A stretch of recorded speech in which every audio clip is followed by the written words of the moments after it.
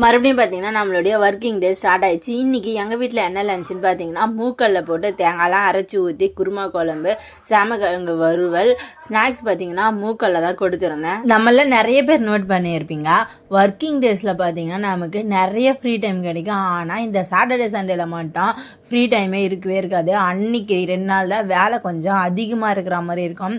எங்கள் அம்மா அடிக்கடி ஒரு விஷயம் சொல்லிக்கினே இருப்பாங்க, காலையிலேயே எப்பவுமே வேலை செஞ்சிட்டோம்னா இன்னைக்கு டே ஃபுல்லாக ஃப்ரீயாக இருக்கிற மாதிரி இருக்கும், அப்படி இல்லைனா இன்றைக்கெல்லாம் வேலை செய்கிற மாதிரியே இருக்குன்னு. இது கண்டிப்பாக உண்மைதாங்க. எங்கள் அம்மா வீட்டாண்ட எங்கள் மாமியார் வீட்டாண்டலாம் காலையில் 5 மணிக்கே எழுந்துப்பாங்க. காலையில் 10 மணி 11 மணிக்கெலாம் பார்த்தீங்கன்னா வேலைலாம் ஃபினிஷ் ஆகிடும். அதே மாதிரி மார்னிங் சீக்கிரமாக எழுந்துக்கும் போது நமக்கு உடம்பு ஃப்ரீயாக இருக்கிற மாதிரி நான் நிறைய டைம் ஃபீல் பண்ணிக்கிறேன். நீங்களும் நான் சொன்ன விஷயம்லாம் ஃபீல் பண்ணிக்கிறீங்களா சொல்லிட்டு மறக்காமல் கமெண்ட்டில் சொல்லுங்கள். இந்த வீடியோ உங்களுக்கு பிடிச்சிருந்தா எங்கள் சேனலை சப்ஸ்கிரைப் பண்ணிட்டு ஃபாலோ பண்ணுங்கள்.